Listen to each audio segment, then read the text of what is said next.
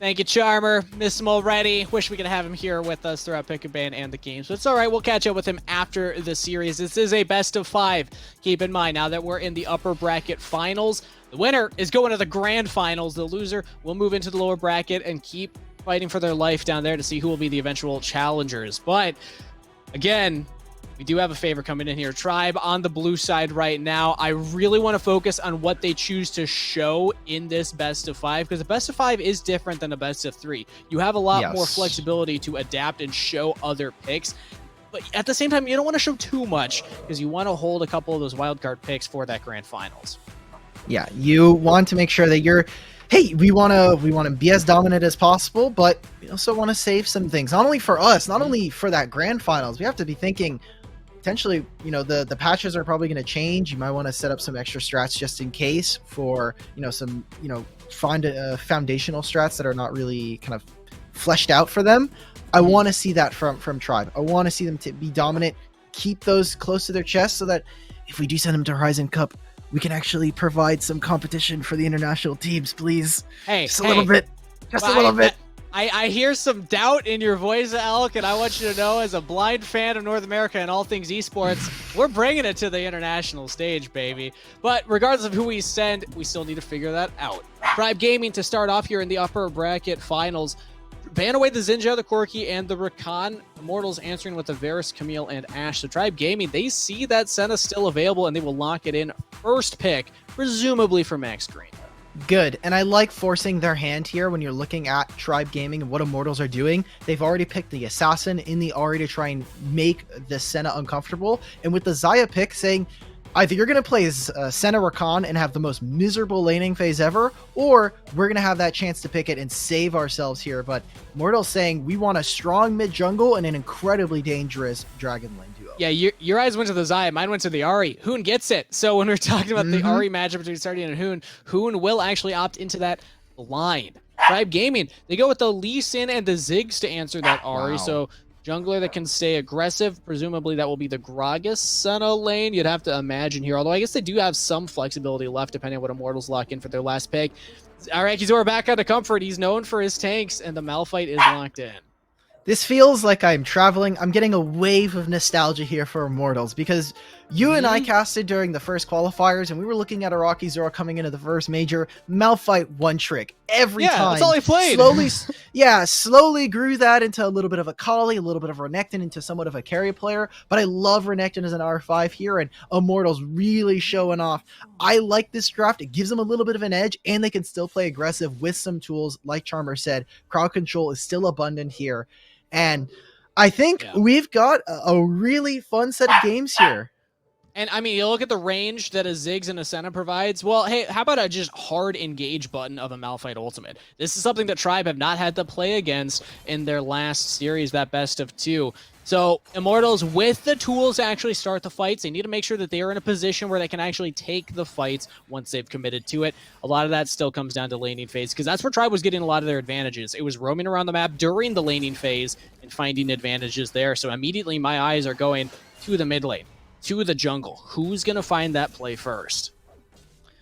Oh, this is such a tough one. And I want to kind of, take a small note of what the junglers are, right? We have Olaf for Yikes, which is still an aggressive pick, but Tiger's on this Lee Sin. Where has Lee Sin been in North America? We haven't seen a lot of it. A lot of people have really kind of defaulted back to the Xin Zhao, the Camille, playing the Olaf as well. But Lee Sin has really started to fall off here in North America, whereas in other regions, they're playing Lee Sin and they're playing it really damn aggressively. So I'm excited to see what Tribe can do with this champion that really has fallen out of favor here.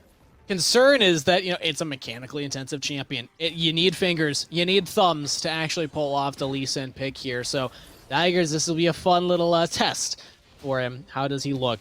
Goes for the proxy of the wave right now. Potential dive setup here. How does Arakizora set this up, or at least defend from it? And how does the team want to respond? Because so far nobody's coming to join him, so the dive will come through from Tribe. They kind of botch it though. Zoro's still alive. Tigers, are you actually looking for more right here? That's a little ambitious. Yeah, decides to walk away now, but I think he's going for it. Are you kidding me? All right. answered by Hoon now, who finally joins in. So 1-for-1 trade. Tribe do get that first blood, but Yikes is also joined in now. Starting roamed up too, and is now going to flash under turret just to stay alive. Love that. And punishing Tribe for what is an over-aggressive play right Hoon's there. here. Hoon, is he going to find this? That's a charm? There we go. Okay, Nice. Well, okay, well, thankfully we're going to get a replay. You're processing how you feel about this one emotionally. My brain is just scattered, and maybe it's just that Tribe did just 2-0 in a pretty dominant fashion, and they didn't, they got 10 minutes, but maybe it wasn't enough to get them, getting a little too hyphy here. I think that, hey, you're forcing Malphite to miss a pretty nice wave. That's cool and all, but giving this kill over to Hoon is already problematic. And now starting without the barrier in this lane for the next few minutes, it's going to be very, very troublesome. And Flash as well against Hoon. Tribe getting a little too fancy right there. Just not respecting the fact that Hoon was still here. I mean, you could just walk to the other side of that turret and then back. I'm a little worried. We'll see. We'll see what happens for the rest of the game, but Tribe giveth and Tribe taketh away. You're out. As they had that dominant performance, but now slightly botched dive, giving over another kill. This is an ideal start for Immortals. When we look at a team that's trying to challenge Tribe, this is the kind of gold lead that you're hoping for so that you can actually turn this into some kind of snowball. Oh, and look at this. I love that they're setting up for this, recognizing we don't really want the dragons at this point and just saying we want to try and set up for this dragon, get priority in the top side. Look, Araki Zoro is already behind, and Malphite at this point is just going to be as useful as he is at level 5 with no gold. But he's got ultimate, so he actually can survive for quite a while here. Does go down eventually, but like I said, buying time. Hoon can catch this wave. Tribe do successfully dive and pick up the kill, but now they're not necessarily prepped on the map for either of these objectives that are about to spawn. Yep, they're sending Goom to start this up for themselves, and we haven't got to talk about it much, but excited to see what Charm and Max Green looks like as a matchup, because we saw Charm on this Nami. He's been an impressive young 16-year-old support, and against someone like Max Green, who has shown their prowess time and time again here in the Summoner series, this should be a really good test to see where Charm is on the ladder. Helping the team secure that Herald. Great start again. Immortals, they had the kills, they had the gold. Now it's back to even, but they're just immediately dropping the Herald. They want to blitzkrieg their way through Tribe right now and not give them an inch to breathe from. And that's already first turret falling. Immortals, again, the question I posed was, do they go for a slow game and control, or do they answer the pace? Looks like they're answering the pace and more. Wait, they just got a kill, they got a turret, they got the Rift Herald as well? I mean, that's just a beautiful line of plays here from Immortals. They killed Tigers. I wonder if production, if you could show that real quick before this dragon comes up. But, I mean, that's just, you're saying, hey, this is a good start for Immortals. This is a fantastic one for them. I think I'm going to overblow. I'm willing to overblow it a little bit. I want to see exactly what happened. Ooh. It looks like Tribe just taking a little bit too much of a greedy path here. That's a blind charm. Hoon, you're nuts, man. You're nuts. You might as well just go for it, especially when you know that Tigers is an aggressive jungler. And it looked like Tribe had started that by attempting to dive. Now Immortals might go for their own dive. Max Green has to body slam away, dodges from that bubble, and survives. But that's a full wave and a half crashing right now. Immortals, they can turn this into a second turret take of the game. Ooh, let's see if they can do it, though. They did just get the Baron turret here, and I wonder if they're going to look to fight, because Hoon is here on the flank. Looks like for the side of Tribe, they're just trying to protect themselves. But now that they've lost these two outer turrets, I'm looking for Immortals. How do they attack this mid lane? And how do Tribe defend it? Because if this turret goes down, or if Immortals try to sacrifice themselves to get it, I think that this is a very pivotal point for them.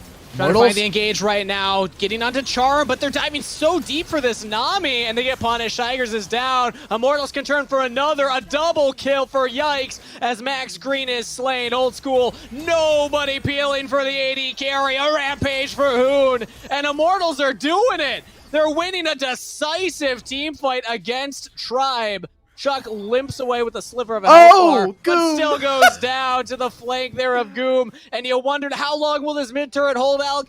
Not much longer. Immortals running the Rift. Oh my god. Okay, that was Flash and that was Ultimate out from Goom. I don't know if we're going to get a secondary fight here, but it lands. They're doing things. Zoro I think they might be doesn't have able to ult. pick a Rocky Zoro As out. barrier, I think he's going to survive through this. The barrier's popped, still taking a lot of Oh. damage. Maybe turn back onto Max Green, but Gragas backs away safely. Tribe will get 1 kill for that, sure. But at the end of the day, they might still go down here. Ragnarok popped here. Yikes looking for the flank, cannot find it though. And Immortals will disengage now. Tribe, they're just killing them under their turret. A lot of range that they can play with this composition. Making full use of it. But still, at the end of the day, you add up the gold, Immortals are ahead. Good response though from Tribe, punishing the fact that Immortals, they had to stay back. They stayed on the map. They tried to cancel a bunch of their recalls from Tribe, and they got to pick up some kills on the backside from it. Yes, it is their mid turret down, and I think this does make it a lot harder to play this game out if you're on the side of Tribe. Immortals, they're playing basically what is a quintessential Immortals draft. You have Yikes on a very aggressive early game jungler. You have Charm on some kind of either counter engage or engage support champion, and is helping Goom play as aggressive as he wants. This is beautiful to watch. And I mean, I think it sets the tone for the series because Immortals, they're kind of the upsets here, like we've been setting up for the teams. If Tribe lose this one, I don't think it spells doom for them. They've shown that they're able to bounce back, especially when we look at that first major, 3-2 against enemy. But still, I'm glad, and it means that they are forced now to adapt, hopefully. Exactly. In a best of 5, a lot of opportunity for that adaptation, as we had highlighted going into this one. But honestly, we were kind of looking more at the Immortals side, but they have been putting on a clinic to start this off with a team fighting composition that has been outpacing Tribe's, very fast play style. It's actually been, Hoon getting around the map. Iraqi Zora roaming around the map far more than Tribe has been able to find these windows to do the same. And because of that, Immortals oftentimes just have more members at these objectives. Speaking of, this next dragon will come up here in 30 seconds time. You already see Immortals starting to group up around it, getting the vision priority around the river. Okay, they need to get in. They need to get into this river, like you said. They need to try and grab some kind of chokehold here. But you see this. I think it's really important to watch what Max Green does on this Gragas. If he can help his team get into the pit, protect them from an assassination, so pivotal for them.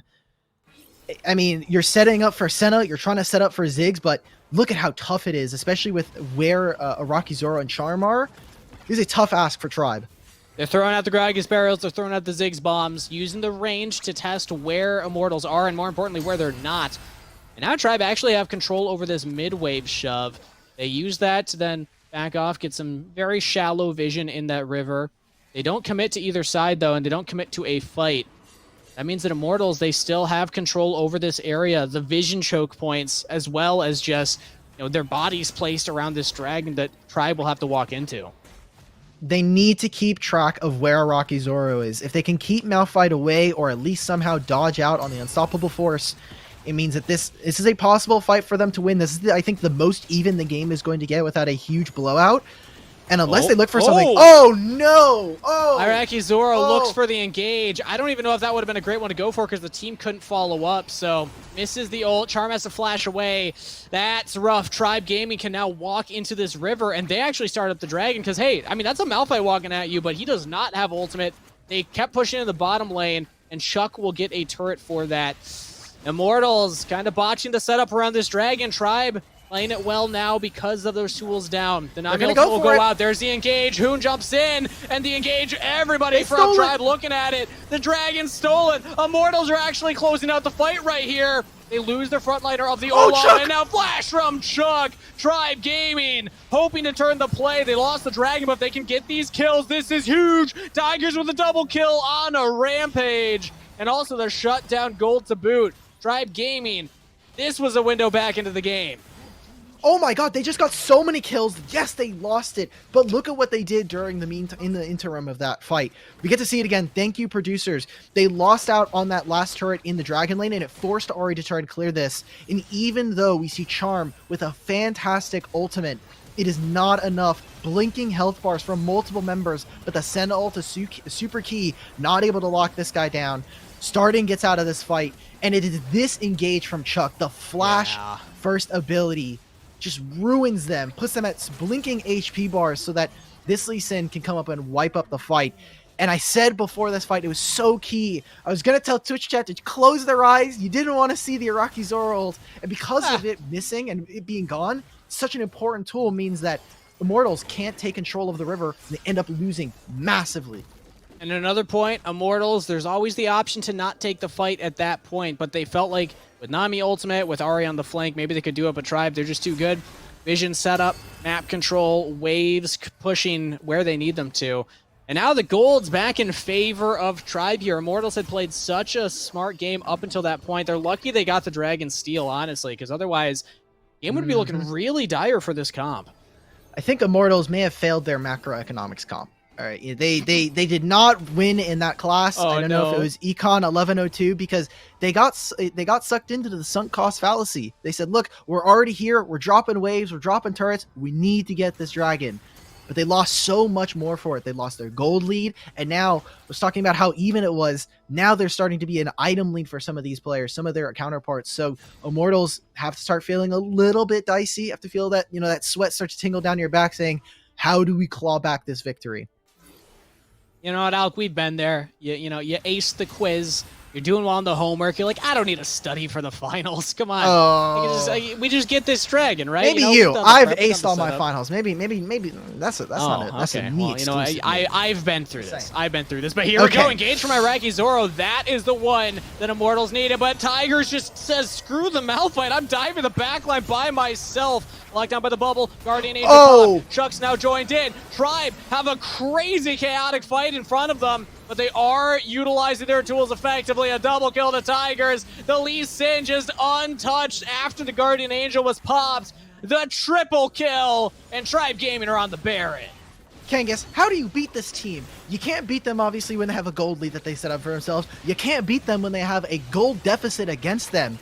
How do you beat this? I mean, the magnum opus of North America at this point. This is beautiful play coming out from them. Just finding these slight plays, these small percentage plays to get back in there. We saw the Iraqi Zoro ult land. And to what avail? Tigers is in the back line, just causing all kinds of chaos. And they somehow win that fight. You know, I'm an esports fan. I'm not too big into the meat sports, but yes. there's a meat sport called basketball. You might be aware of this. Yes. You're always got to have a defender on an offensive player. You've got to tag the person that you're on. Somebody's got to tag Tigers right now, because this Lee's just getting out of this backline untouched. Like, look at this. The Malphite ult goes in, but look at the front line of Tribe. They are primed and ready to go. Good luck trying to reach this guy. Look at how much range they play with, by the way. Lee Sin obviously has a lot of changes here in Summoner in the Wild Rift scene, but look at this. Literally playing the opposite side of the river while the rest of his team is wiping up Immortals. And it's just, I mean, a testament to how good some of these players are, how they're able to play. And we saw it in the last game, the last series, how they're able to split fights into different sections. Look at Tigers on the flank here, looking for that kick. He's literally behind them. Like, nobody can stop this Lee Sin. Tigers is having a breakout performance on the champion that we were curious why we hadn't seen yet. Well, maybe it's because Tigers he was warming up. He needed his thumbs to have a little bit of blood in them before he was ready to actually fully commit for the pick here. But look at what it's done for Tribe in this game one of a best of 5. Immortals will still have answers if they can't close this one out, or at least recover from this one, because it's looking like another Tribe win here. They have the Baron. They've already taken down these tier 2 turrets. Immortals are trying to play for the side lanes, trying to protect their lanes and make sure that they don't lose all the turrets, but I think I would have rather have seen them try to stake their claim on that mid lane turret, because they're just going to slowly get bled out at this point. They have a Baron that they're fighting up against. You have minions that are slaughtering your inhibitor turret, slowly draining it of HP, and I don't think this dragon is where you want to get it. Yes, you could steal it, but at what cost? Oh, Immortals are going to hard commit. Again, a flash ult engage from Iraqi Zoro, but he just passed right by the Renekton, who's now shredding you apart. Tigers gets another kill for it now, still looking for more. Tribe just cannot lose in these fights. Immortals cannot find the right angle in, and yikes will fall. A double kill to Chuck. Tribe Gaming are a terrifying opponent, and they're showing us all just why here. It looks like a win. They got some cannon minions. Another wave coming up. Immortals will try and make a stand under their Nexus, but it's just Goom left. Chuck, one last hit, still alive. It doesn't even matter. Tribe Gaming will pick up game 1 in this upper bracket finals. It's a start of a best of 3, maybe. Okay. The Nexus turret is the best 6-man here. Finds 2 different kills. And Kangas, you thought you had the game-ending call there. You thought you would have made the highlight reel. We're still going to game 1. All right, never mind, everybody. My bad. Immortals are still in this one. All right, okay. You know what? This is the rallying cry. This is where Iraqi Zora says, guys, I know, I understand, I'll own it. I may have ulted into them 3 times in a row when nobody was physically able to follow up, but this time, I will watch where Tigers is, or Chuck, and make sure I'm peeling for the team as well.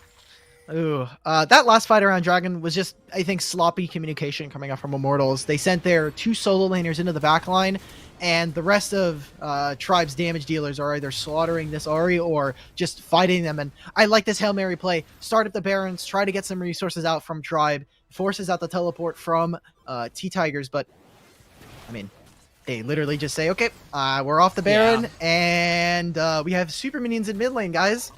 And wave pushing bot, it's not looking great. Immortals have no control over the Rift, so it is a Hail Mary. I mean, that's really their only way to turn this game around, is find that insane engage here at the Baron pit. But they can't even get vision into it to see if it's being taken or not. Look at these super minions. Dude, okay, I know I've probably complained about this before on a Summoner series, but minions in this game are ridiculous. They're not only psychopaths, but they also do a ton of damage. So if you're not paying attention to side lanes like we just saw in the Dragon lane, they just rail the turrets and destroy them incredibly fast. It's one of the more annoying parts. I've lost games to a bunch of minions just hitting my Nexus, being like little relentless little runts. So annoying. Can't leave him alone, which means that you're stuck having somebody mid lane, having somebody catch these waves and then try and push them out, which means you probably have to take a 4v5 at the Baron if Tribe even give that to you. They're positioning aggressively, trying to catch anybody that walks forward to spot out this Baron. And now instead they just run mid. Yeah, this is another angle for Tribe. Just take the fight onto whoever is in this mid lane. Unfortunately, it's Iraqi Zoro, and now it's on to Hoon. Tribe, doesn't matter who they're looking at, their health bars are shredding. And that's another team fight win already. 5v4 march onto the Nexus. Immortals, you gave it a good effort, a solid try with an early game that won you the gold lead, but now Tribe show their true colors. They still need another wave, though. Supers are pushing in. Immortals are holding on for dear life, and they are not giving Tribe the angle into this Nexus. They're just waiting for it. They have good wave clear here, but it should only be a matter of moments. And even if they can't get it, if they can't end the game right here through the mid lane, they're just going to go to the Dragon lane and set up for another inhibitor. The range from Old School should end this out in Kangas. That is potentially should be the game end 1. Okay, cool. That's game 1 here for Tribe versus Immortals. And still more dominant play, even after an early game loss for them. Nicely done to recover from that early game from Tribe. Rough for Immortals, who had control in the first couple minutes of the game. You look at this gold graph, you're at that 8-minute mark. You're like, okay, we're doing well. We're controlling the dragons. Oh, we even stole that second dragon, but the fight, the gold swing, then went to Tribe's way. And once they get that swing, man, they just do not stop. That is just... Honestly, if you're another team looking here from Tribe, if you're in the lower bracket finals and try to make that run into lower finals throughout the bracket, you are trying really hard not to find ways to just start breaking down, because look at this damage, man. And just, we talked about the gold lead earlier. So criminal what Tribe were able to get away with. Yeah, starting having a great performance on the Ziggs into that Ahri pick. We talked about who's going to get the Ahri. Both these players look comfortable on it. Charmer also at the top of the show was saying, all right, all Immortals have to do is get more than, 4 kills? I think 11's already put them over that mark, so they can feel pretty good about their performance in game 1, but now looking at a best of 5. They need to win 3 games throughout the next 4 here. Tribe already up 1 in the series, only need to win 2 of the games coming up. So again, I like having these kinds of conversations out because Immortals have shown us maybe the biggest weakness of Tribe, which could be, you know, if you can get the stronger early game comp, you can actually put some aggression onto them. Is this something they need to double down on? Because it felt like they had control and then they just lost it with that one Iraqi Zora ultimate. Yeah, the thing is I like the idea. In theory, when you try to put a Malphite behind, it's like, okay, well, does it really matter? Like, he's not going to be as tanky as maybe you would want him to. But typically after that, you then, he still uses the ultimate, and you still get a massive team fight victory, or at least a crowd control tool, which we saw from Immortals. They had plenty of crowd control tools, which we saw them use to great effect in the early game. But I mean, it was at these fights where they started to split up. They started to be a little less cohesive. They started to not play as a 5-man unit, which is super important, especially not only against Tribe, but as a whole when you're playing this kind of composition. It was Zoro getting around the map, Hoon getting around the map to start things off. Tribe Gaming, like, they still fight you, but Immortals were showing that they're comfortable in the team fights, especially with this kind of draft, that they can actually hang with Tribe, where Tribe has historically looked the strongest. And it's so sad when you can kind of boil it down to one specific moment that then kind of led to a cascade of other moments that followed, where Tribe, they were losing these first couple of plays, and maybe they just got smarter. Maybe I'm not giving them enough credit that they were able to then separate these fights. But then we see what happened here, because Malphite doesn't have ultimate. Immortals feel the pressure. And just, I want everybody to take a look at where their solo laners are, right? Like, you're seeing Rocky Zoro's in the front, but no one is able to put damage onto these two members. Immortals, like, there's two sides of the coins here. I think Tribe played incredibly greedy, incredibly sloppy, and a little bit disrespectful to what Immortals could do.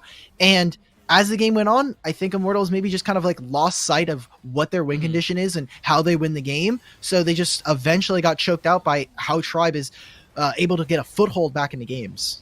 Tribe is just so good at every stage because they can team fight you. They can win in lane. They can also out macro you. Like, look at the wave states in most of these replays, especially that last dragon fight. They had just taken the dragon lane turret. They had the top wave shoving in. Even in this replay here, it's like most of the waves are on the side of the map of Immortals because Tribe would set up the wave state before rotating and then go in for the big objective fight, the objective play. So that way, I mean, whether they win or lose it, they at least can then turn that into a turret take, or if they lose it, it takes Immortals a while to reset the waves, then, take advantage of that. So Tribe, it's just the performance of this team can't be understated, that you need to match them at everything, or at least be better than them at one big one, which seemed like it was Immortals early game pressure and team fighting. Good luck. But it's like, then Tribe just come back. So yeah, Tribe, they're a joy to watch. Props to Immortals, man. This was not a one-sided game. All of Tribe's games so far, especially on stream, have been very one-sided up to this point. I think Immortals are showing that, yeah, there are areas of the game that you can fight them at and contest them where they are traditionally known to be strong. We have to go all the way back even to the first circuit, the first qualifier even that we did. It was every single team. What team do you want to face? Team Goons, which was formerly Immortals. We want to face against Hoon. We want to face against these guys, and we want to kind of test our mettle against them because they seem like one of the best, especially when you look at some of the other previous Wild Rift tournaments before the Summoner Series. Team Goons were putting up pretty solid performances. So, I mean, it shows right here. We have the best in North America going up against Immortals, who are still able to put up a fight where some other teams haven't been able to do the same. And again, we highlighted a specific lane matchup going into this first game, so I want to touch back on this so that way we can keep track throughout the series.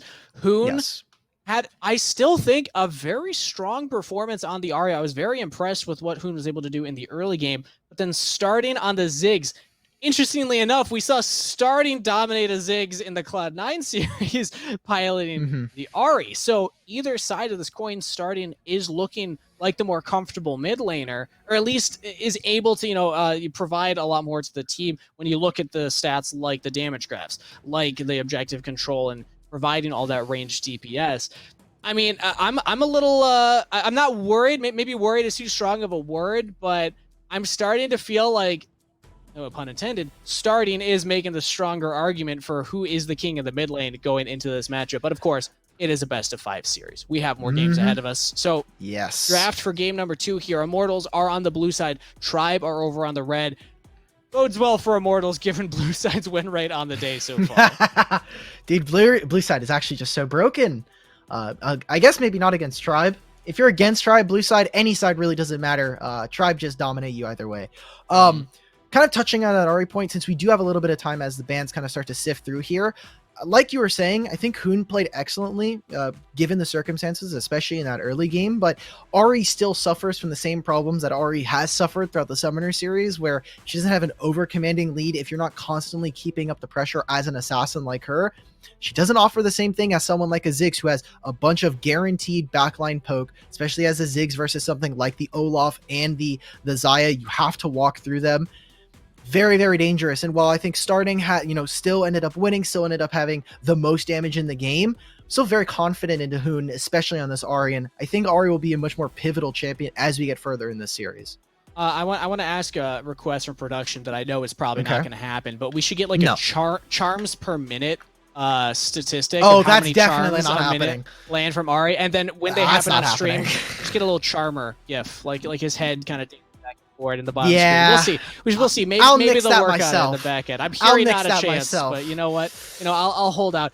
We are in the game number 2 pick and ban here. So Immortals on the blue side ban away the Corki and the Ashe, still focused on those marksmen. Tribe Gaming focused on Yikes' jungle champ pool with this early Xin Zhao ban. Already no big adaptations from the draft last time around, at least in terms of, trouble picks. I think if Tribe Gaming are going to ban one, okay, there we go. I was going to say it might be the Malphite, just because Araki Zoro did give them some headaches with that pick early on. It's also just, when we're talking about compositions that Tribe like to pick, you want to just get rid of as many team fighting tools as possible. Kind of leave your enemies defenseless, have them sitting there with a spoon and fork and try to fight you while you guys have full-on shields and swords. It's not a very fun matchup. Take away all of their tools, make sure that they can't fight back, and try to play like Big Brother Strong Arm. Just keep your arm on their head and just say, nope, you're staying put. I'm going to do everything over here. I'm just going to keep you away, play a little bit of keep away. Now I'm wondering if Immortals just need to get like 5 CC champs in their composition. Just, the big Malphite wasn't enough in that game 1, plus you can't even play game 2. Let's just go like, Gragas. I'm trying to think of junglers that would fit the bill right here. A Mumu. Throw a Mumu in there. Why not? Have some fun with it. Orianna in the mid lane. Just the full wombo combo. Let's send it. Full send here. Sam hasn't been the biggest fan of Amumu in League of Legends, and I'm not the biggest fan of Amumu here. I'm gonna make the sad mummy sad. I'm gonna make the sad mummy sad. It is definitely a pick, just like how you technically could try to pick one of these champions. Maybe Kangas, we might have to put you in the coaching position once again for something, for another amateur team and see how you do. Hey, I mean, I'm down. I like the spunk. Throw me in. I like the spunk. If anyone's looking for it, grilled cheese, hit me up. Maybe going into tomorrow we can partner together. But the bans from Tribe Gaming, they also take away the Jax as well. Another kind of pocket pick for Zoro. He has been comfortable piloting that one. But on the blue side, this is a champion that we've seen picked first often. Camille, flexible, very strong in the meta. Interesting. The Jax ban makes me a little bit confused, and it makes me think that there might be something in Chuck's lane that they're kind of defending, just because specifically, I mean, so far throughout the Summoner series, we haven't seen Araki Zoro play Jax. Maybe it's just a solo key special. Maybe it's something through maybe it's something just from maybe scrims that is kind of popping out, but they really want to protect something from here, and I like this from Tribe. Ari is starting to come out as the premier mid laner. I love how the mid pool has really started to develop throughout the Summoner series. We went from Orianna and Ziggs, and then Twisted Fate was just destroying everybody. And now, somehow, the unlikely hero in Ari is coming out and is just taking names. It's all about the most important stat that everybody knows about, charms per minute, people. If you can hit those, if you can get those coming in rapidly, especially in the early game, charms per minute pre-level 5 is actually probably the most important stat in Wild Rift right now. That is what the Ari needs to do, though. Like you had said before, it falls off, so you need to make sure you're being proactive with it and aggressive early on. And Immortals kind of doubling down on what could be a more scaling composition. The Xayah plus the Senna defensive bot lane combo, and also all 3 of these champions can scale very well into the mid to late game. Also plays for other lanes right here. Xayah's super protective when she can be, and Senna obviously is there to help shield, help giving some healing with the ultimate. You just want to play for other lanes when you have such a strong champion like the Camille. Still flexible. Now, Immortals, show your hand here. You're going to see what Hoon is going to pick up, what your potential jungle and top lane are. While Tribe, they've picked up the Kaisa for themselves and hiding for support counter pick. I like it. Max Green, he's got a lot of champions that he can counter with. When we were looking at the teams and their compositions, what they comfort picks were going into the day, Pantheon Jungle was on the table for Yikes, one of his most played. And I honestly, with the Senna combo, don't hate it, but they already have the Camille, so they will keep that in the jungle role, and they will grab Darius for Iraqi Zoro. And we get Hoon on his Akali, too. This is pretty hype. Good, good, good, good. I like this, especially so far into the draft. If Tribe hadn't picked the Ahri, I would have expected them to just take Twisted Fate and make Akali's life really not have any fun, getting rid of that charm, or getting rid of the stealth. But what is Tribe Gaming's 5th pick here? Because they saved it for Max Green. They saved it specifically for this matchup to see what the rest of the composition was going to be built out as, and it's Galio. Now, this is cool because it's awesome. It allows you to still go in, and it kind of plays with their dive style oriented draft where they have the Kaisa, the Lee Sin, and Ahri can play really excellently with that. But against Darius, it's kind of just bleed stack. It's hemorrhage fodder. You're like, okay, cool. You're a melee champion. Same thing with Renekton. Oh, you're in my face? Well, now I can start to get all those hemorrhage stacks and then trade it onto your squishy backline that is going and diving into me. And also, Camille, Akali, they're going to be diving really far. Galio, doesn't matter. He's just going to jump in there, provide that magic shield, knock up the Camille or the Akali, whether they're in their shroud or not, can also then taunt the Akali out of the shroud. It counters a lot of what Immortals are trying to do. And if you're going to save a support counter pick for Red 5, I think this actually checks a lot of the boxes as to what you would hope from that support counter pick. So Tribe Gaming was a very interesting read on this Game 2 draft. Very different look. And it's not going to be the Ahri versus the Ziggs matchup this time around. It is Ahri versus Akali, which still, Ahri, known for getting shoved in lane, I don't think that starting will have that big of a trouble, at least getting the first couple waves shoved in and getting around the map. Now, what this, I think, shows to me, at least for Tribe, is they want to play incredibly aggressive around the bot lane. Because you have Kaisa and Galio against a pretty immobile lane. If they can force level 2, if they can get in the faces of Immortals, this bot lane, we might see some reminiscing of what happened in the last series for Tribe, where they are just running bot lane down, back to back to back, under turret, diving it, whatever it takes. They have the Ahri yet again. They can make repeat performances. If it works, don't fix it. And they also have Tigers on the Lee Sin, a champion that can get in, dive under the turret, get out as well after, taking that turret. And I also, maybe you want to leave that Darius alone. Maybe you don't want to go and dive Iraqi Zoro 2 games in a row and give a couple kills over. So, yeah, Tribe Gaming, heavy focus, potentially, on the bottom side of the map if they actually want to play through that here. Immortals, I still like some of the scaling options that they have, and I still don't think that this is a team that is hard shut out in the early game, but going back to Charmer's point back on the desk, not the most CC, not the most engaged. You're really looking at Yikes here on the Camille to get these fights rolling. And Tribe, they've shown that with their superior map rotations, oftentimes they can absorb one form of engage, and that makes Yikes' job that much harder. This is just going to be... I mean, Tigers, again, on the Lee Sin, it's a little bit of stubbornness, I think, from Immortals. If they say, look, there are some other big problems, not just the Lee Sin, so let's try to take those out, counter those, and see what we can do from here. But going into the rest of the series, if Tribe win this one, you have to seriously think about, with your 3 bans, does Lee Sin start to soak up one of them? Because Tigers has shown proficiency on it and is still, looking to stamp his mark here. That Game 1 performance was a thing of beauty from Tigers. Multiple double kills, triple kills, just getting fed, essentially. Take notes, Rafa. Please take notes. Please, for the love of God. I need wins. We promised we would hit Diamond before Regionals. I'm still Emerald 3. Please, I need just a Lee Sin Smurf. I don't care. Actually, Rafa's given up on you. I heard that he started to play with members of Enemy instead and just lets them carry him. Yeah, he played with Tybe. He played with a few of the players. He was literally on Twisted Fate duty the entire time. He played well. There were some fun plays they got to play, but I need him to play Lee Sin like a god, and he's had some good plays. And I'm hoping that maybe he takes a few notes from Tigers here in the last game and in this one, and I get my free marks. Maybe after the day we can get the Rafa Tigers, Twitter banter of, who's the better Lee Sin. But speaking of, Lee Sin is just farming for right now. Actually on the top half of the map, not pathing towards the bottom side this aggressively. Immortals actually have the shove down here with their double ranged composition. So I'm wondering what that means for Tribe's game plan. Do they actually want to play through the top lane instead of that dragon lane? Interesting here for Tribe. Protecting Renekton early against the Darius is obviously really important. You already see that Chuck had to kind of back up and pick up some of the honey fruit just to try and survive in the lane. But picking up that early top lane scuttle, just trying to protect him. And I wonder if they'll go for a dive here. Hoon has already picked up a pretty early back.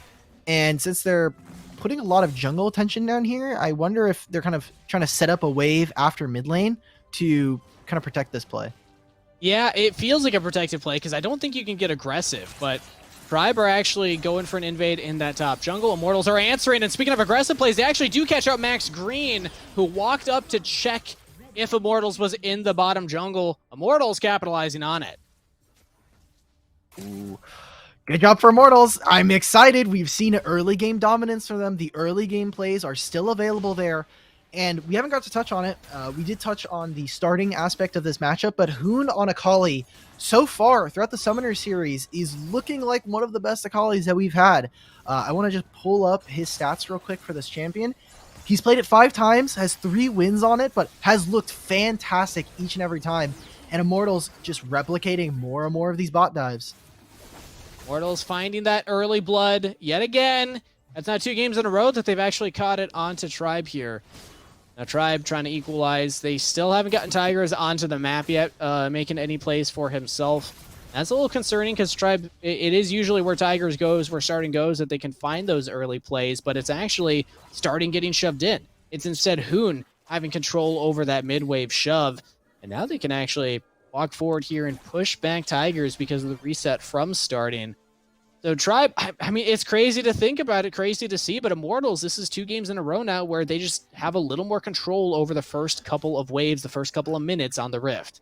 But they need to turn it into something tangible. So important that, yes, it's awesome that you have this lead. It's awesome that you set yourself up for priority where they're going for another Rift Herald trade here on the side of Immortals, but you need to turn it into tangible wins. Otherwise, I mean, it's just cool. You were ahead a little bit on the gold graph at a certain time, but Tribe is just going to eke out another win. I need to see them take this Rift Herald and slam some other lanes, whether it be this top lane or just even protecting them. But look at what Tribe are doing. They're on their way. They've got the Hitman bus coming. Ooh. They want to find some kills. Tigers actually rooted down for a while right there and take some damage. Gets the scuttle though, and now onto the Herald.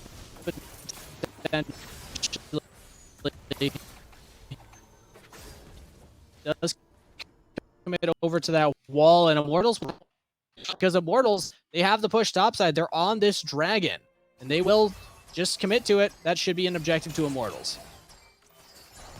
Heyo, they're doing it. They're getting the dragon, but I mean, what do Tribe get on the backside of this? Because if they're not just trading, if they're just giving over the dragon, I think it's a little problematic for them as there's a fight going on. I'm looking at the blinking HP bars. Yikes is down. There it is. Ooh.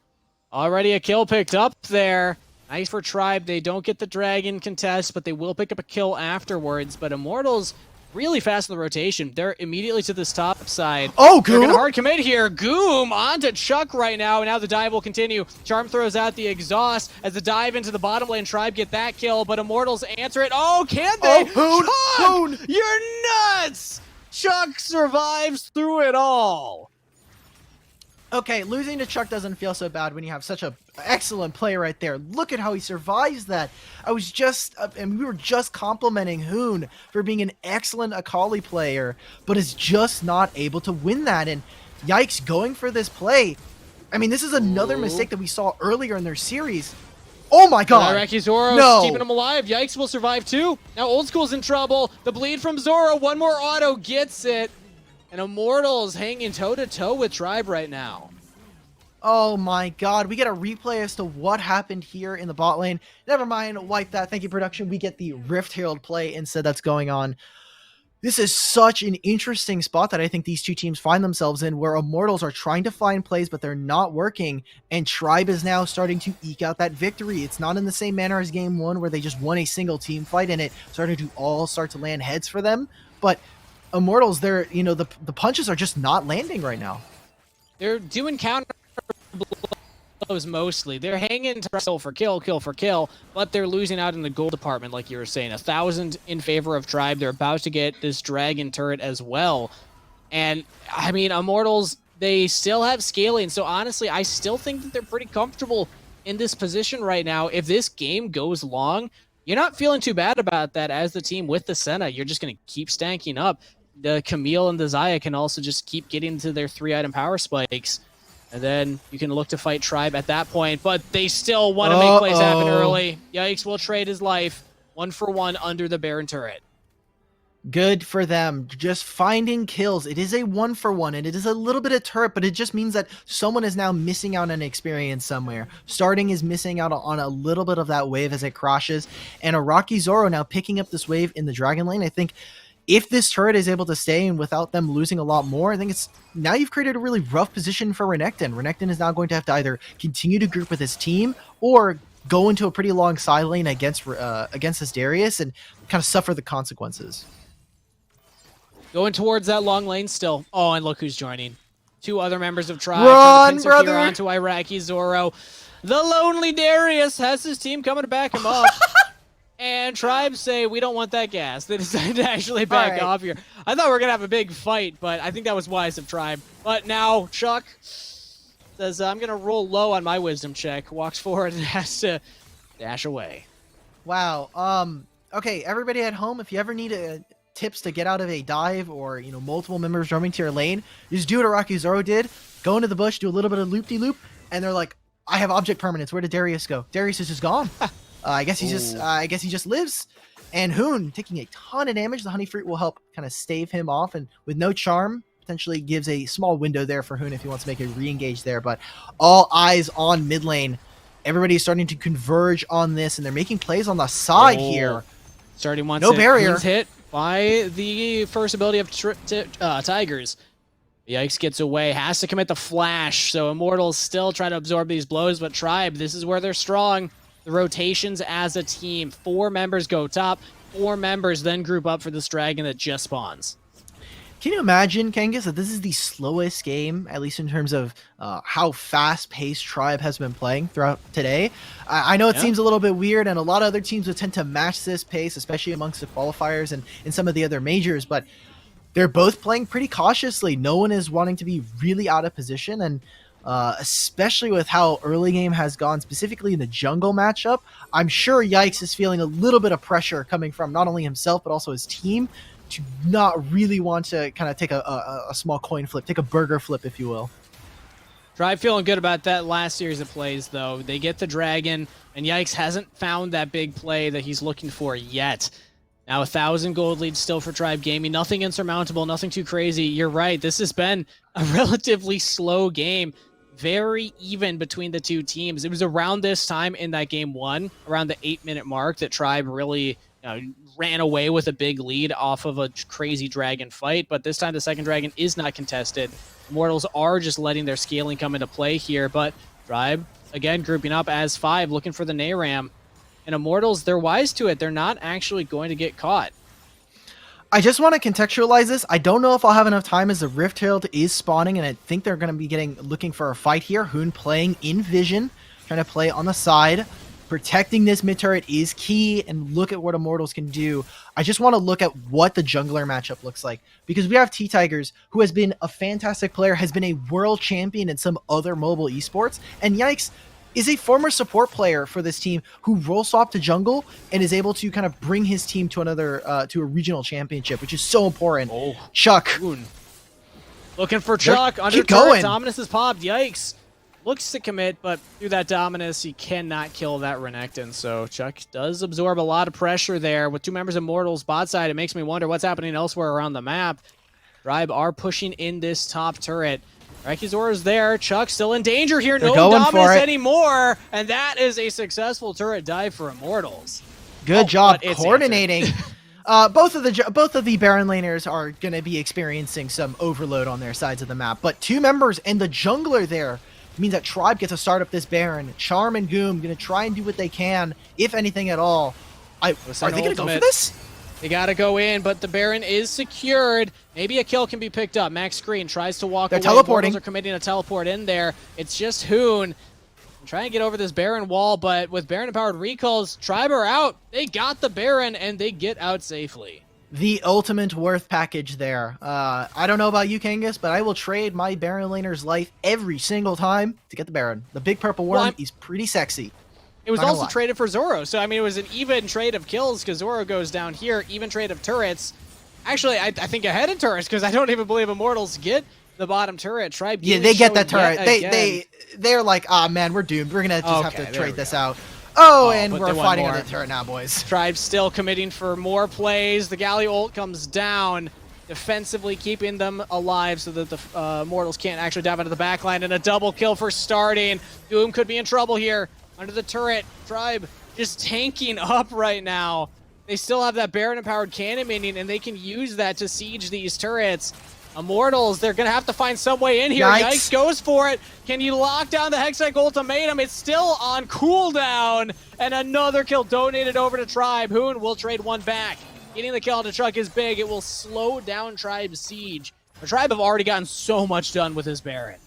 Oh, man. Immortals fighting tooth and nail, not wanting to lose everything in the kitchen sink in that last couple of fights there against their turrets. But, I mean, slowly being bled out by Tribe. Super important there.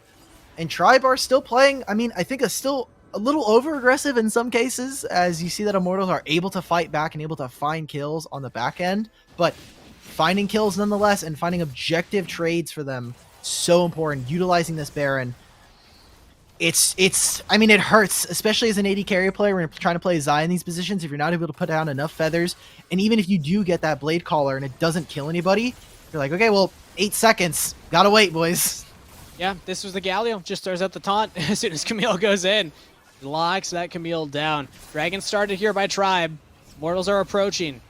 You see Chuck now on the River Brush. Dragon's down about 3,000 health. Iraqi Zoro's in there, trying to create chaos. Hoon onto the back line, jumps onto Old School, but locks down. Taken down.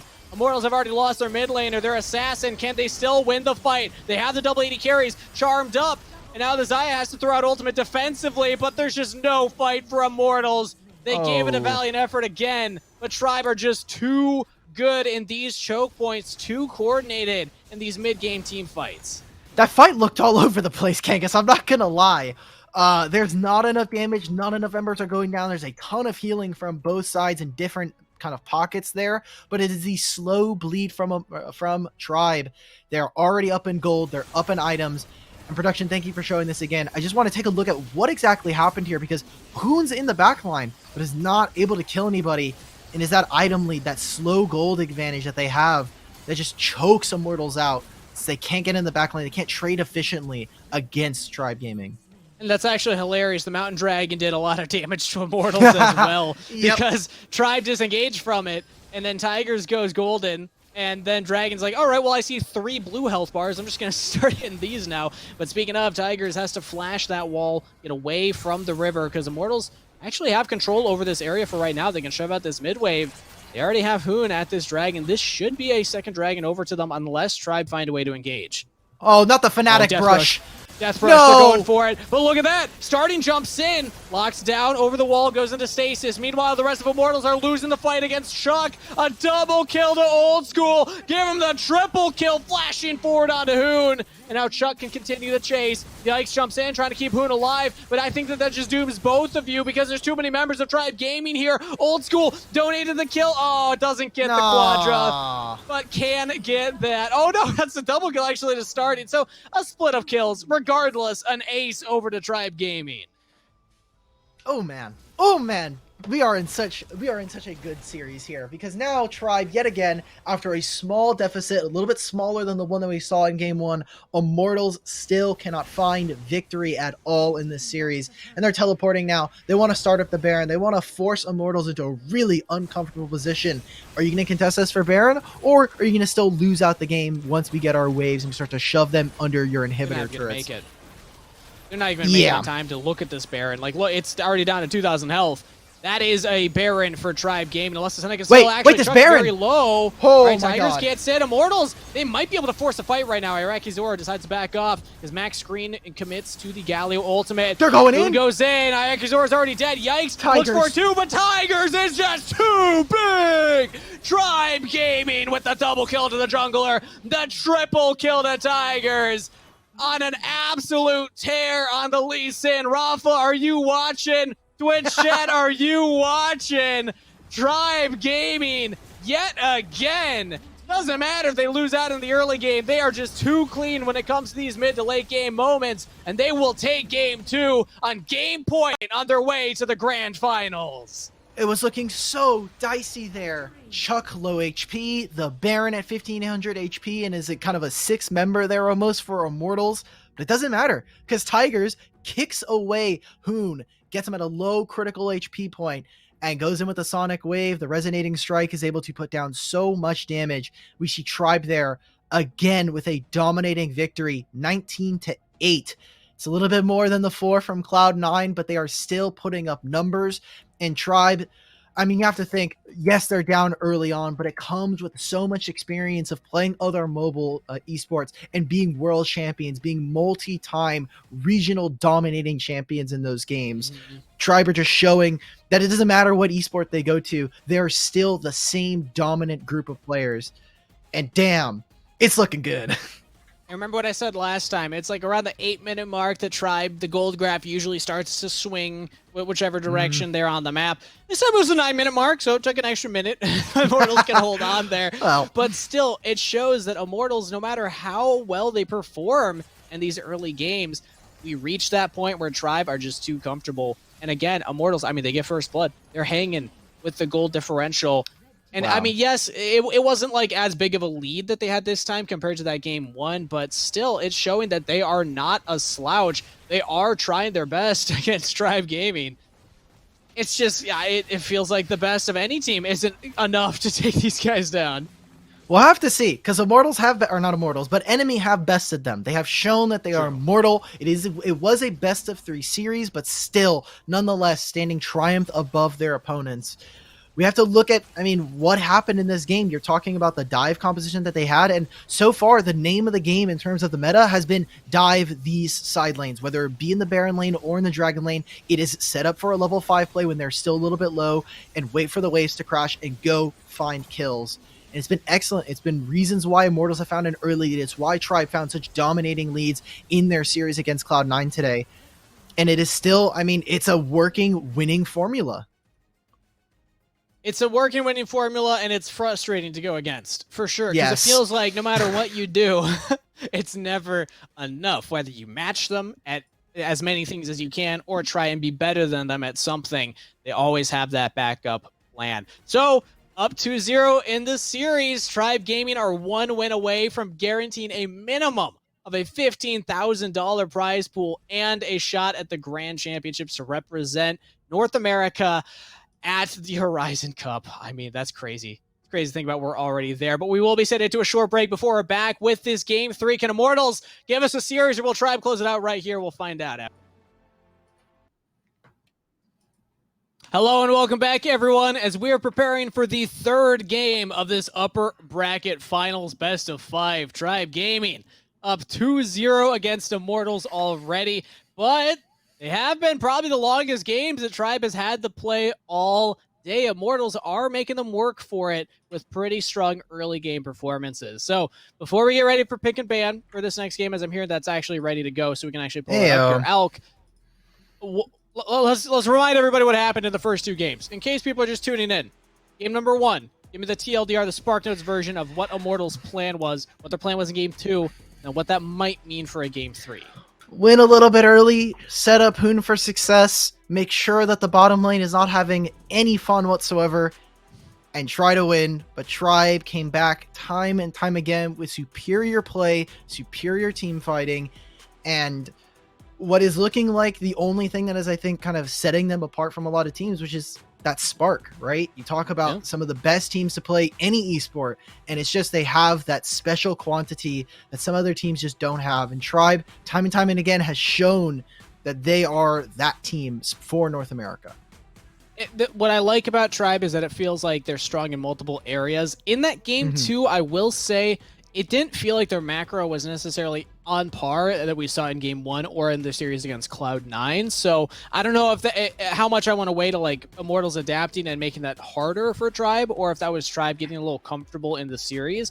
Either way, when you're at match point right here, I feel like at this point, Tribe just give it your all. Try and close it out. If you can close out this series, you know, go undefeated on the day going into grand finals. That gives you more time to prep, more time to, you know, improve going into that big pivotal match here. And then you're also not showing as much of your arsenal. So I'm hoping that Tribe bring their A game for this game number 3, which means that it's even tougher for Immortals. Now back on the red side, we know that the win rate for blue has been a little, you know, weighted on the day so far. So Immortals will need to find a way to, you know, weigh that a little more on red side here.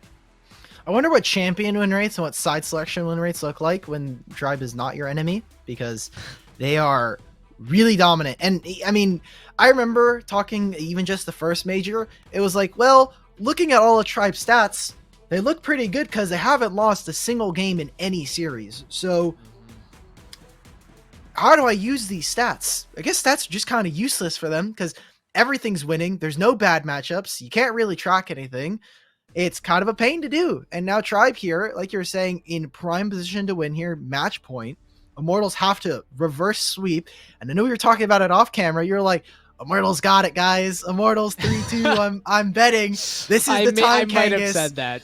The Immortals hopium needs to kick in for you, buddy.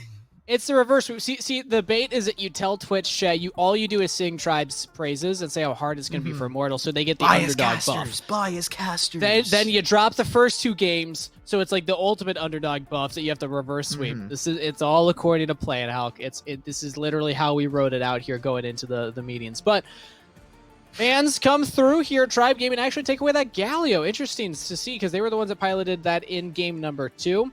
But Immortals getting rid of that Camille, the big blue 1 pick. And without a Rekizora on the Malphite, I'm wondering what else he would go for if they're looking for an engage champion, because that was the weakness of Immortals draft in that game too, is just having the Camille to really look for those engages. I think that Immortals look the best when they have hard forms of CC to start these fights.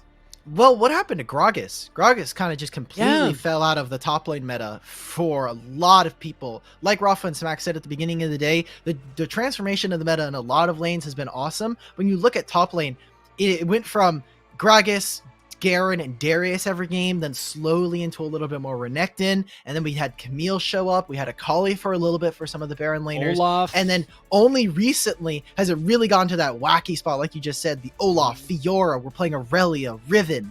So awesome in terms of experimentation, but Gragas, if you're talking about engage, is really the only champion that he plays that has that.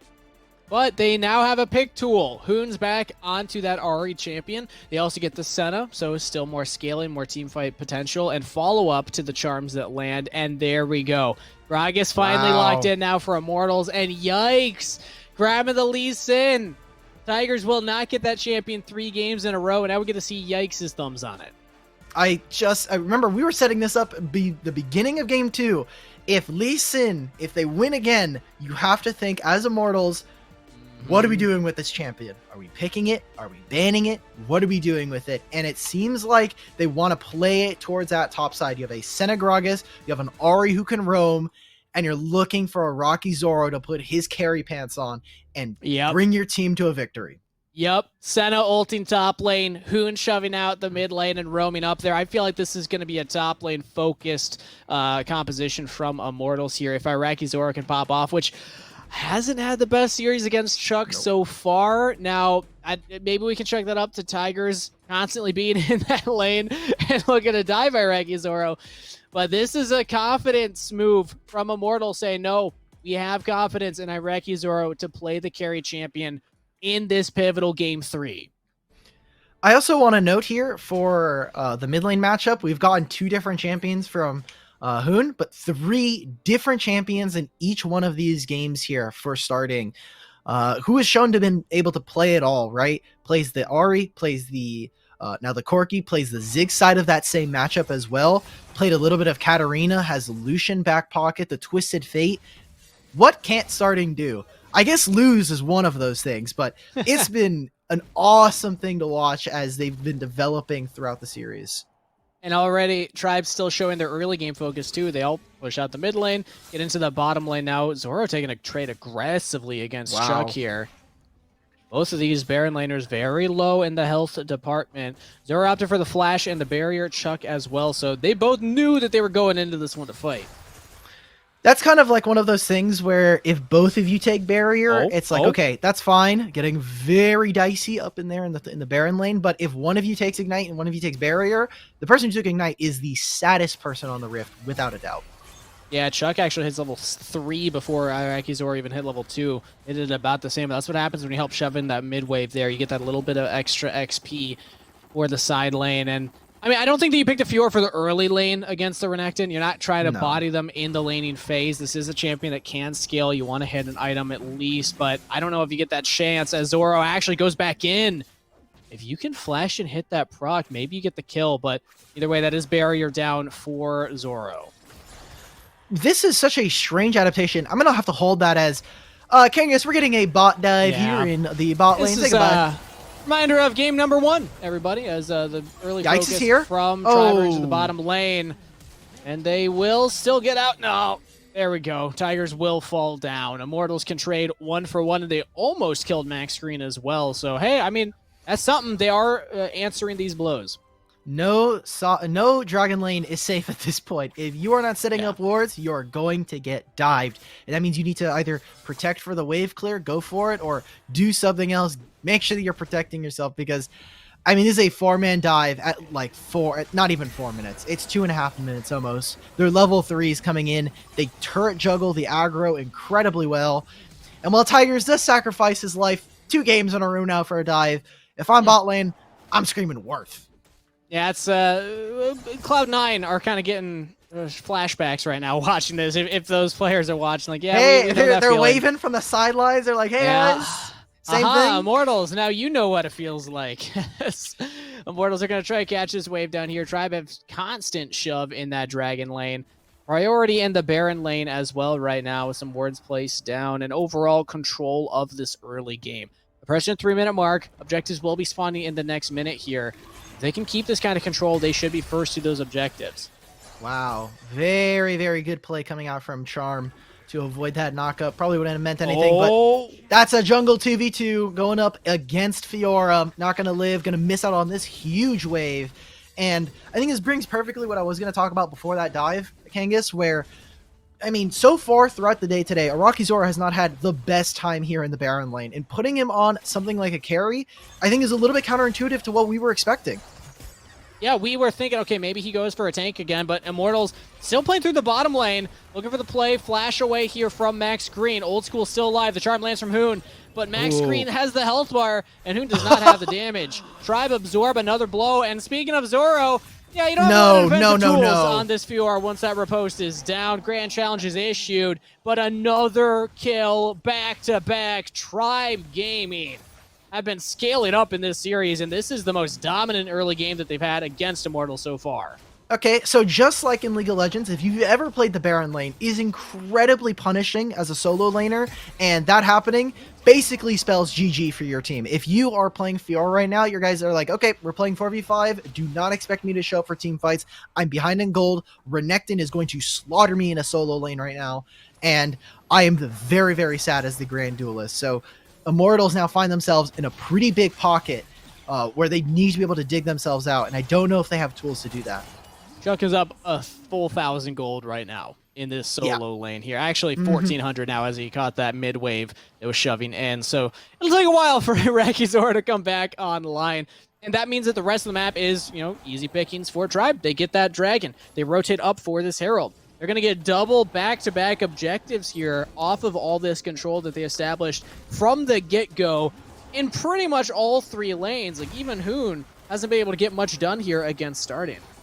And you have to think, remember that gold lead that he does have, about 1,000, also just represents in item completions. There's, you know, the hidden cost or the hidden benefits of having these items done and completed. Whereas Irakizor, to hold that, big CC chain. Charm onto Old School, but he has the defensive ultimate and backup from the rest of the team. So they trade the kill back. Hoon goes down, and Old School actually survives. Oh my god, that was so close there. Old School and Dienzio are two Zaya players that have been really, really impressive so far. The hold that is, I think, Chuck might be going down. Blue buff taking a swing as well. Yikes, can he find it? Important for his team if he can get it. Hard diving here. Dominus is about to expire here for Chuck, but he gets the plant. Turns it back around, healing up onto Yikes. Massive damage. Chuck's One level more. 8. Yikes is level 7. Zoro flashes in, looking for the kill under turret, but taking Tigers. too many shots. No. Oh, no way. 1 for 2 trade in favor of Tribe. Everyone in Twitch chat, you throw out a hashtag worth. If you're Chuck, hashtag worth. We're throwing it down in chat. You got to get into the minds of your opponents, and it's going from bad to worse here at Kangas. We've been seeing early game dominances coming out from Immortals from game to game, but it's slowly subsiding. First game, it was huge. Second game, not so big, and now Tribe are just absolutely, feels like the slow download as the series kept going on. And now they find themselves at 5,000 gold. They still have this turret, and they still have a Rift Herald in their back pocket with all of the outer tier ones gone. What else can you do here? It's looking very reminiscent of that Cloud9 series where we saw Tribe just absolutely decimate their opposition. And now, I mean, yeah, like you said, downloading their opponents. Immortals, they had a good game plan in that game 1. I still feel like that was probably their best draft that they've gotten so far. This time, I was hopeful with the Gragas pick, but then now they did that pivot, and the Fiora's behind, so trying to equalize this is going to be just an impossible task. Oh, yikes, missing the Sonic Wave. Zoro not hitting the last mark there. That's a rough kind of set of events. But Tribe, they're deep into the enemy jungle here. Old School's actually out of it. Boom throws down the ultimate. I think that they can turn this, but Tribe, no, they're too big. Chuck's on the front line. He's just walking forward right now. Arm lands from Hoon. He bursts down starting, flashes the wall because the rest of Tribe are there. 1-for-1 trade. Honestly, you take that if you're Immortals. Yes, any even trades you can get versus Tribe, anytime you can go even slightly even is cool and good for Immortals, but they have to pay in summoner spells there, just not only in blood. So it is also going to result in a couple more of these jungle objectives being taken away from them, bleeding out Yikes from that play. And I mean, this is just the regular dominance that we've seen coming out from Tribe throughout the series and throughout their time in the Summoner series. They've been, methodical in how they play. They've been decisive in their engages, and it's still a treat to watch. But now Immortals, again, backs against the wall. This is the final game before you go into the losers, into the lower bracket. And I mean, the best thing for them is that they'll be in that lower finals where they'll have a potential place to play for third. But you obviously want to make it to the grand finals, and it starts here. It starts from this 8,000 deficit. And, I mean, still, this is looking more like what we expect from Tribe against a lot of the teams. But Immortals, throughout the series, have been giving them the most competition that we've seen, and I still want to credit them for that. I mean, this is a rough position. You got to come back from it.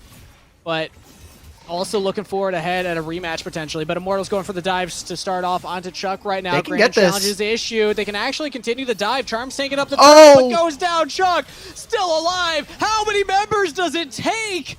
Yikes is joined in. Zoro's here. Hoon, Goom, throw everybody at Tribe. And they still barely kill Max Green for all of that. Meanwhile, mid lane, Tribe hard shoving for the objectives.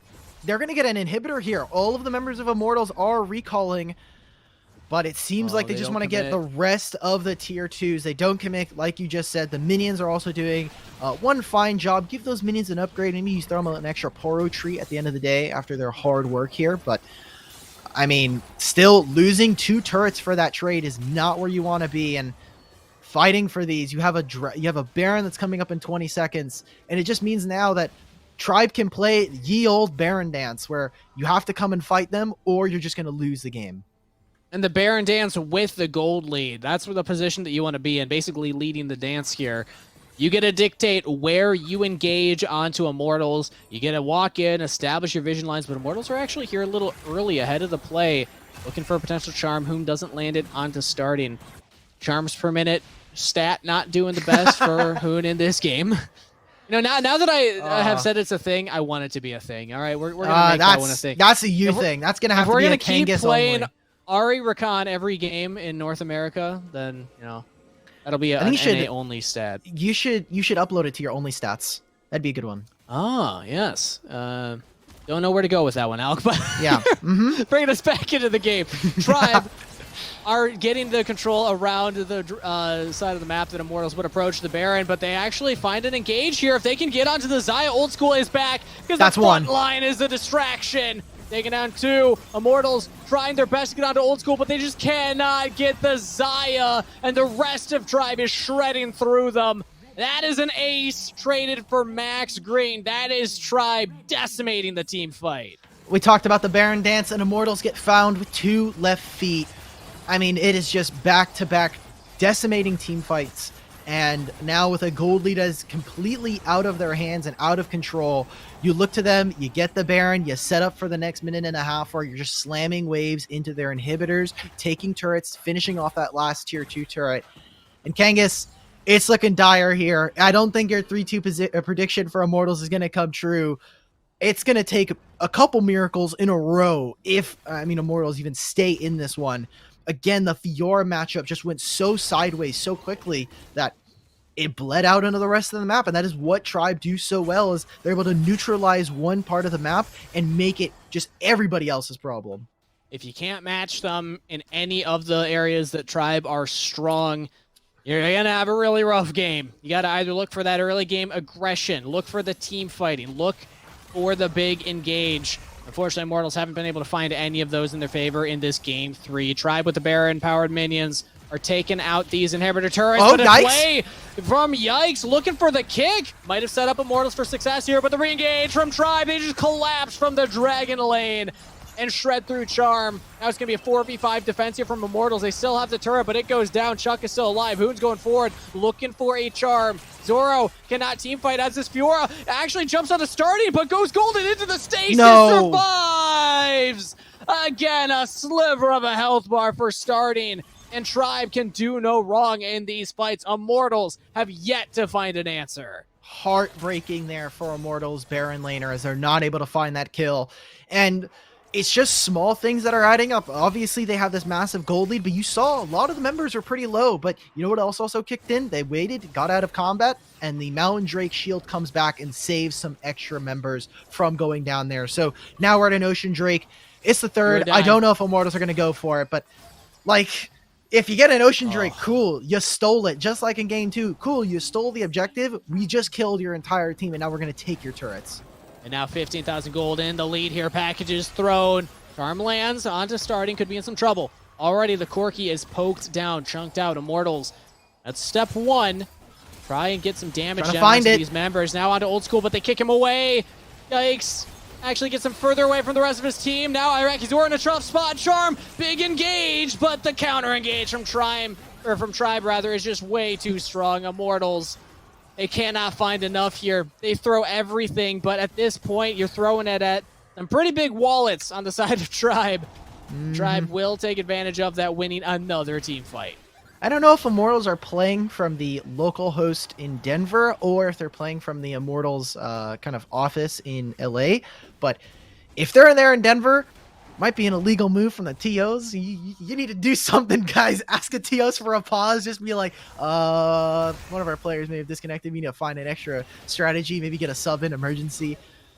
I don't know what it's a tactical pause is what we I don't call know what those else ones, to say here, Kangas, because Immortals just time and time again are kind of running into a brick wall. What we talk about here, Alk, is just how dominant Tribe have been throughout this entire event. They're about to go undefeated into the grand finals. Again, a minimum of 15K prize pool, and they're tournament favorites, so we're expecting them to put on a showing in that grand finals too, and they're going to catch out Immortals walking into their own jungle. Good luck. Nowhere is safe.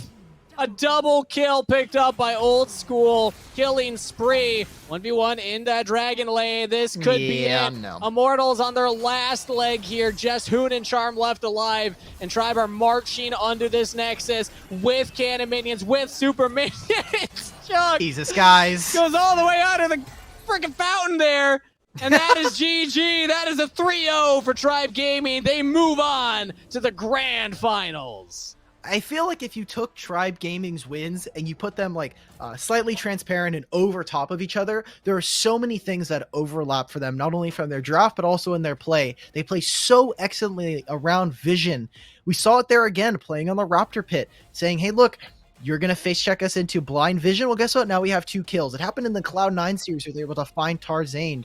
And it happened again in this series where we're playing in the Pixel Brush that's in River around Dragon. Guess what? You walked into 5 of us. Now some of you are dead. And we set up our Death Brush. So Tribe and their ability to play around vision has been pivotal in their wins. We see it time and time again for them. And the individual performances coming in. Chuck having a clinic in the Baron lane, looking like the strongest Baron laner. Maybe hands down, or at least just making an argument for that in this entire event. Chuck has just been putting on a performance. Tigers played the Lee Sin the first 2 games, picked against him, says, oh, I'll just play the Olaf then, and still absolutely pop off. I mean, we can keep talking the praises of Tribe until the end of the day, and that's pretty much what we have been doing, because, yeah, they're just that strong in this tournament. Well, it's easy to continue to sing their praises when they just keep winning. They haven't lost a single game, let alone a series. And so with that 3-0, they will be moving to the grand finals. But I do want to give Immortals some credit. I know that it's really easy to look at that last game and then even more specifically look at the 3-0 sweep and say, hey, they got dominated. But the reality is those first 2 games were much closer than the score sheet looks. And the reality is they started with a lead in game 1. They came out swinging. I thought, okay, Immortals is scrappy. They're ready to take a game off of Tribe, kind of assert themselves. And now it didn't go that way, but I think that they've got something to build on. Yes, you lost, but it's a double elimination event. And so with that in mind, I think if they go back and they really look at what worked for them in that kind of beginning, right? In that first game when they came out strong, and if they can replicate that, I think that they could find themselves right back in the grand finals and potentially taking another crack at Tribe. I think it comes down to how willing their opponents are to adapt, because you see down there, the ban changes coming in from Tribe, taking away the Malphite. That was the biggest thorn in their side from that game number 1. So they were just very quick to adapt in this best of 5 series. And that was even after a win. So like Tribe, they still beat the Malphite, but they identified like that was the issue. So just get rid of it. And then the games 2 and 3 will be much easier. Absolutely. And as we said before, they're going to the grand finals. Congratulations, Tribe. Minimum of $15,000 because you're going to get second place at the worst. Really looking like they might be taking first, getting that $30,000. We're going to take a look at the bracket so we can recap what happened today. Tribe Gaming, again, moving on to the grand finals, but it's a double elimination event. And so when you look at the lower bracket, which we're going to be seeing here in just a moment, you're going to see Immortals is still there, along with NME, Cloud9, Sentinels, Grilled Cheese, Chunk, Chortle, and do. So, if your favorite team was not on the broadcast today, don't worry, because we're going to be playing some more Wild Rift tomorrow. It's going all weekend long. You're going to have an opportunity to see them as well. And as far as the action from today, I hear that at some point we're going to have a wonderful replay/recap where we can relive some of those moments as well. But before we get to that, gentlemen, what can anybody do to touch Tribe? Like, is this just their event to lose at this point? Because they have looked impressive every event and certainly every game so far today. Yes. The closest game was game 1 for Immortals. And I think the only people that can really beat Tribe are Tribe. Because every single time that we've seen them at least stumble so far recently has been when they're going a little bit too over aggressive, if they're doing maybe being a little bit disrespectful as to what Immortals could do. And even if we cast our minds all the way back to the series where it's enemy grand finals of the first major, we get to a 5-game series, it is just dominance from Tribe and enemy barely able to kind of hold on and continue team fighting. I think that the biggest thing that I learned about Tribe is that it's very tough to eliminate all of their game plans in the ban phase. It's really difficult to say, okay, we're going to take away these 3 champions, and now you have to change your team identity or team playstyle. They have backup picks, but also they still have multiple identities, multiple playstyles. So I think that what the teams in the lower bracket need to be doing is, first of all, reviewing all of these games that Tribe have been in today. Look at what their rotations are, look at their setups, learn as much as they can about Tribe and how they play, but also make sure you have champ pools as deep as Tribe. Alec, you highlighted this. Started to play 3 different mid laners throughout this 3-game best of 5. And I think everybody on the side of Tribe, you can say similar things for. They can play a lot of different champions. So you can't just say, all right, ban out what they won with. You got to say, okay, ban out what they're best at and try and find counters to what they will play next. What we're seeing here is, again, that recap from today's action. Right now, you're seeing Cloud9 and Sentinels battling it out. That was our first match of the day, and Cloud9 really impressed me when they came out swinging. We all thought Sentinels was trending in the right direction, and then Cloud9 very definitively won this. I said it in our chat. I was like, okay, I feel a little bit revisionist talking about Cloud9 because obviously they were working in Major 3 with a little bit of a substitute, right? It was the first time we had seen Griff. It was the first time we had seen Jackie in the support position, and they looked good, but they still looked a little rough around the edges. But it seems like in between the time from the 3rd Major to now, they've really worked on that. And even though they did end up losing, obviously, against Tribe, I think that this is a team that is still willing and able to kind of put up a fight against some of the best teams. The bigger storyline for me was this one, Enemy, and their journey throughout the bracket here. Because, I mean, we expected them to be the big competition for Tribe based on how the previous majors went. Again, based on how the Rift Masters Invitational went.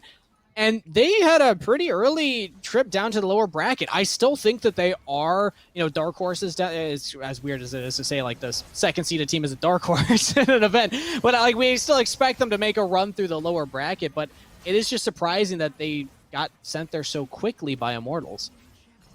Absolutely. Immortals, to me, looked very clean in that series against NME because they were down a game, and then they were down in that second game. They have found a way to be resilient. I will say that's one of the things I am really impressed with Immortals, even in the series they've lost. And I'm not even just talking about today, going back to some of the other majors as well. When they lose, they do their best to at least show you we could have won, or we have the opportunity to compete when things are going our way or when we execute. And so as they get more time together, I think that Immortals very much can end up competing consistently with NME and maybe even start pushing Tribe, because they've shown us, at least in small little bits, hey, we can compete with these teams. They just kind of have to be consistent and then carry that through. And so that's what's stood out to me. But gentlemen, this is that point in the broadcast where we're getting ready to close things up. And so, Alec, I want to start with you. What are your closing thoughts for today? And potentially, what are we looking forward to tomorrow? Tribe good. And the lower round is going to be some of the most exciting games that we get, as is going to take up all of our broadcasts tomorrow. I mean, just that first round that you saw of the bracket is really exciting. We have some great storylines going in for some of these teams. Kangas? Yeah, Chonk Turtle brought Enemy to 3 games, just a reminder. So yep, that's true. That's going to be pretty fun, actually, to see how far they're able to make that run in the lower bracket as well. My thoughts, I want somebody to bring it to Tribe. I want Tribe to drop at least a game. I mean, it would be cool to say we're an undefeated team. It'd be cool to say that the Horizon Cup rep from North America was undefeated in our regional finals. But at the same time, I want them to be in the best form. And oftentimes, your team isn't in the best form if they can sweep a region. We want competition for our best teams going in, and we want it to be a closer race. So please, whoever's going to make the run through the lower bracket, at least take a game off of them. Make sure that you do the prep for it. Well, I'm personally very excited to see which version of NME we get tomorrow, whether it's the version that had been dominant in all of the majors prior, or it's the one that, I'll be honest, has kind of struggled because, again, Chunk Chortle took them to that game 3, and then they lost to Immortals. And so I want to see if they come back reinvigorated, if they've kind of fixed their issues, because I think that going into it, they were everybody's kind of favorite to match Tribe. But I want to thank you, gentlemen, for joining me on the broadcast. It's been a pleasure as always. Wonderful job. Looking forward to seeing you again tomorrow. But that does it for day 1 of the Wild Rift Summoner Series North American Regional Championship, presented by Verizon and, of course, brought to you by Riot Games, Wisdom, and Nerd Street. But the fun doesn't end here. Tomorrow, 3 p.m. Eastern on this channel, Wild Rift Esports, we're going to see the lower bracket run and which teams can maybe find their own redemption arc. So you're going to want to tune in for that. We're going to see who can ultimately go up against Tribe in that grand finals and maybe go further and represent North America in the Horizon Cup. But again, tomorrow it all starts with that lower bracket run. So we're going to see you tomorrow. Tune in 3 p.m. Eastern and have a great evening.